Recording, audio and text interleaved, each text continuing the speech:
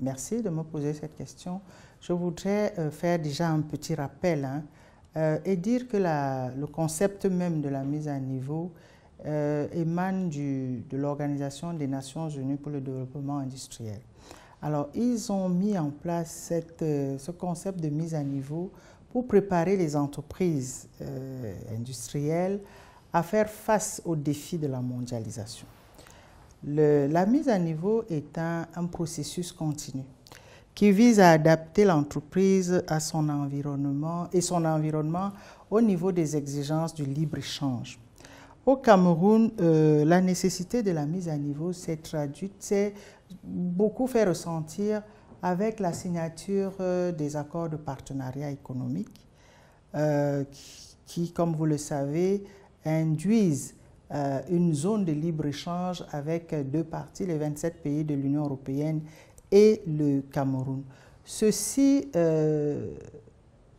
traduit déjà toute la menace qui peut être induite de cet accord de partenariat économique, mais également tout un gisement d'opportunités que le Cameroun pourrait tirer de cet accord.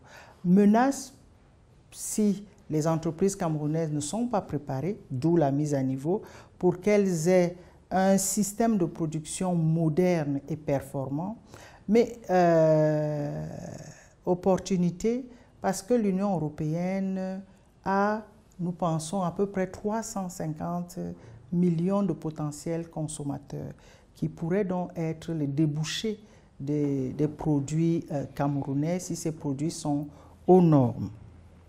Alors, le Cameroun lui-même ambitionne d'être émergent en 2035. Pour cela, il lui faut une industrie qui puisse concurrencer celle déjà des régions autour d'elle, mais également dans le monde. Et pour cela, ces entreprises doivent, cette industrie ou ces entreprises doivent être préparées, doivent pouvoir tutoyer les produits qui sont fabriqués ailleurs dans les normes et selon les bonnes pratiques de production.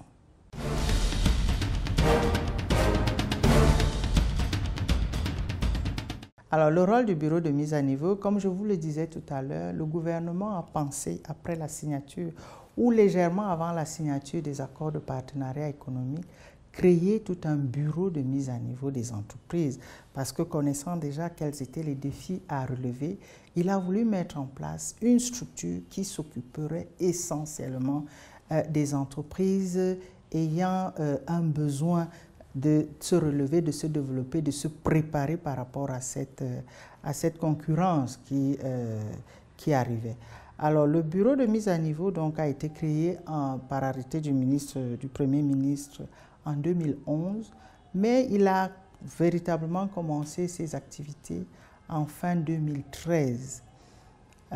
Son rôle, c'est de mettre en œuvre la politique du gouvernement en matière de mise à niveau des entreprises et restructuration de celles-ci. Vous comprenez bien que tout ce que nous faisons émane de la politique que le gouvernement entend mettre en œuvre par rapport à son secteur privé, par rapport à son industrie, par rapport à tous ceux-là qui sont des faiseurs de richesse.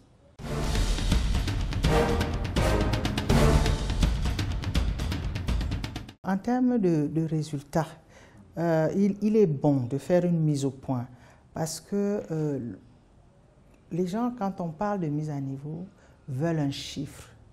Je voudrais rappeler ici que la mise à niveau est un processus continu. Et donc, il dépend beaucoup plus du chef d'entreprise qui adhère au programme national de mise à niveau. C'est de la volonté du chef d'entreprise qu'on pourra aller plus ou moins vite. En moyenne, une entreprise est mise à niveau si vraiment elle va dans les normes entre 18 et 24 mois. Alors, je pourrais vous dire en termes de résultats qu'aujourd'hui, nous avons à peu près 611 entreprises qui sont venues frapper à la porte du bureau de mise à niveau pour adhérer au programme national de mise à niveau. De ces 611 entreprises, vous comprenez qu'on a dû élaguer certaines qui ne répondent pas du point de vue des critères, qui ne respectent pas les critères, qui ne les atteignent même pas et donc qui ne peuvent pas être éligibles, qui ne peuvent pas être sélectionnés.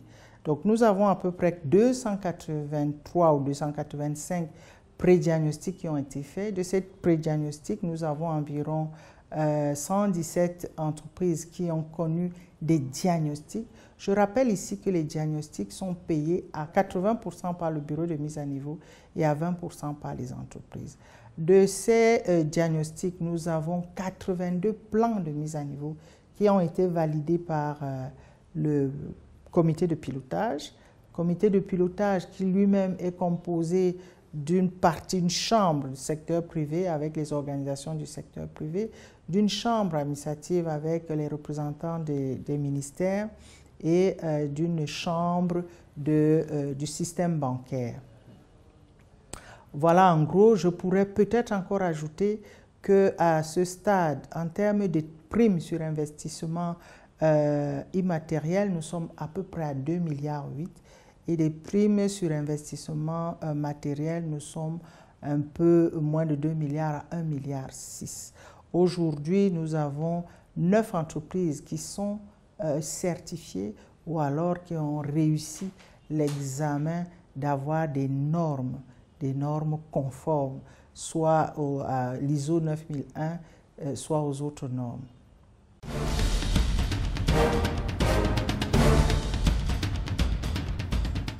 Encore une fois, merci.